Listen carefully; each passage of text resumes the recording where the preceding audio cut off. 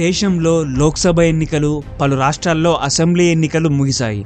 ఈ ఎన్నికల ఫలితాల్లో ప్రజలు ఒక విభిన్నమైన, విలక్షణమైన తీర్పునిచ్చారు. జనాలకు 4 మంచి మాటలు చెబితే చాలు వాళ్ళే మనకు ఓట్లు వేస్తారని, కొన్ని సంక్షేమ పథకాలు ప్రకటిస్తే చాలు వాళ్ళే తమ వెంట ఉంటారని, కులాలు మతాల పేరుతో రెచ్చగొడితే చాలు తమ పార్టీనే గెలిపిస్తారని అనుకున్న పార్టీలకు, నాయకులకు ఓటర్లు గట్టిగా బుద్ధి చెప్పారు.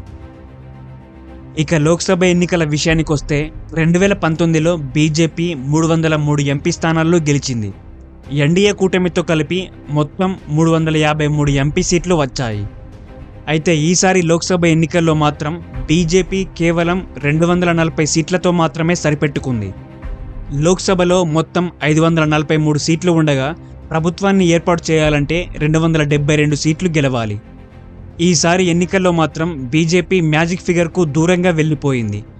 చివరికి ఎన్డీఏ కూటమి పార్టీలతో కలిసి ప్రభుత్వాన్ని ఏర్పాటు చేయాల్సిన పరిస్థితి వచ్చింది. ఈ లోక్సభ ఎన్నికల్లో ఎన్డీఏ కూటమికి 293 సీట్లు రాగా ఇండియా కూటమికి 232 సీట్లు వచ్చాయి. ఇక్కడ ఇండియా కూటమికి ఇంకొన్ని సీట్లు వచ్చి ఉంటే బీజేపీ ఖచ్చితంగా అధికారాన్ని కోల్పోయేది.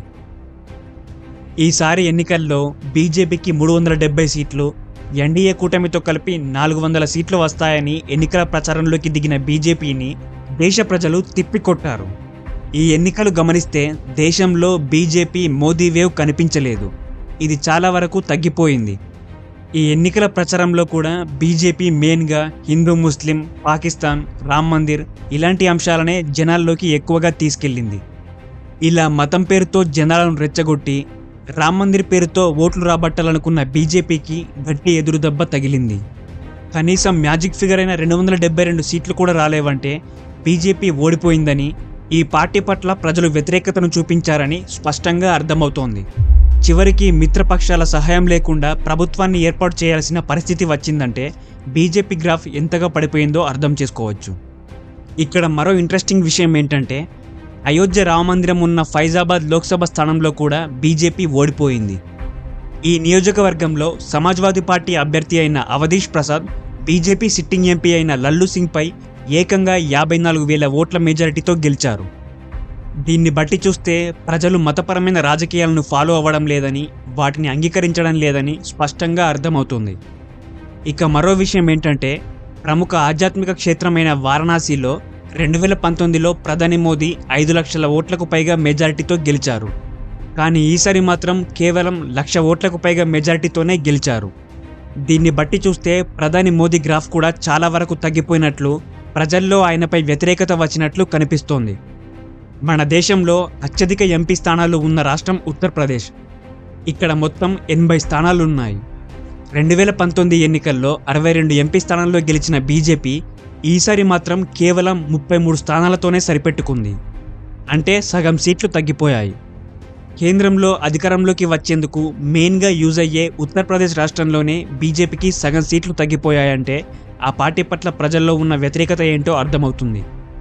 ఇక మధ్యప్రదేశ్, హిమాచల్ ప్రదేశ్, ఢిల్లీ, ఉత్తరాఖండ్, త్రిపుర రాష్ట్రాల్లో ఎన్డీఏ కూటమి క్లీన్ స్వీప్ చేసినప్పటికీ కూడా మిగతా రాష్ట్రాల్లో ప్రభావం చూపించలేదు. తమిళనాడులో బీజేపీ ఒక్క ఎంపీ స్థానంలో కూడా గెలవలేదు. కేరళలో ఒకే ఒక్క స్థానంలో గెలిచింది. మొత్తంగా ఈ ఎన్నికల్లో ఎన్డీఏకి ఇండియా కూటమి గట్టి పోటీనిచ్చింది. ఎగ్జిట్ పోల్స్లో కూడా మెజారిటీ సర్వేలు ఎన్డీఏకి 350 నుంచి 400 ఎంపీ సీట్లు వస్తాయని అంచనా వేశాయి. చివరికి లెక్కలన్నీ తారుమారవ్వడంతో కౌంటింగ్ రోజున స్టాక్ మార్కెట్లో ఏకంగా 30 లక్షల కోట్లు ఆవిరయ్యాయి. బీజేపీ ఈసారి అధికారంలోకి వస్తే భారత్ ప్రపంచంలోనే అతిపెద్ద 3వ ఆర్థిక వ్యవస్థ గల దేశంగా మారుతుందని ప్రధాని మోదీ చాలాసార్లు ప్రచారం చేశారు. కానీ ఏ పార్టీ అయినా కేంద్రంలో అధికారంలోకి వచ్చినా భారత్ త్వరలోనే 3వ అతిపెద్ద ఆర్థిక వ్యవస్థగా మారబోతుందని చాలామంది గ్రహించారు. మొత్తంగా ఎన్నికలు చూసుకుంటే ప్రజలు ఈసారి మోదీ చరిష్మాను చూసి కానీ, మతం ఆధారంగా కానీ ఓట్లు వేయలేదు. వాస్తవ పరిస్థితులైన నిరుద్యోగం, ధరల పెరుగుదల లాంటి అంశాలనే పరిగణనలోకి తీసుకొని ఓట్లు వేసినట్లు స్పష్టమవుతుంది. ఇటీవల లోక్సభ ఎన్నికలకు ముందు లోక్నీతి, సిఎస్డిఎస్ సంస్థలు నిర్వహించిన సర్వేలో కూడా మెజారిటీ ప్రజలు నిరుద్యోగం, ధరల పెరుగుదల లాంటి అంశాలనే పరిగణలోకి తీసుకొని ఓట్లు వేస్తామని చెప్పారు. అలాగే ప్రముఖ యూట్యూబర్ అయిన ధృవరాతే బీజేపీ వైఫల్యాలను ఎప్పటికప్పుడు ఎత్తి చూపుతూ చాలా వీడియోలు చేశారు. ఇతను చేసిన వీడియోలు కోట్లాది మంది ప్రజల్ని ఇన్స్పైర్ చేశాయి.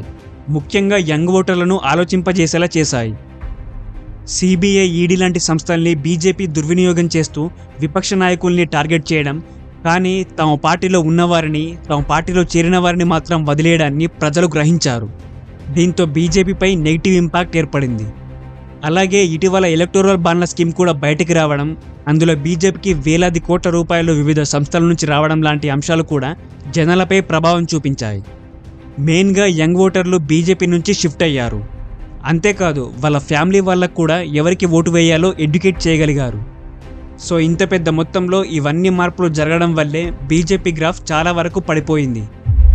మొత్తంగా ఈ లోక్సభ ఎన్నికల ఫలితాలను చూస్తే బీజేపీ గెలిచి ఓడినట్లు స్పష్టంగా కనిపిస్తోంది. Okay friends, thank you for watching. ఈ వీడియో కనుక మీకు నచ్చినట్లయితే లైక్ చేయండి, సబ్స్క్రైబ్ చేయండి, కామెంట్ చేయండి, అలాగే మీ ఫ్రెండ్స్ అందరికీ షేర్ చేయండి.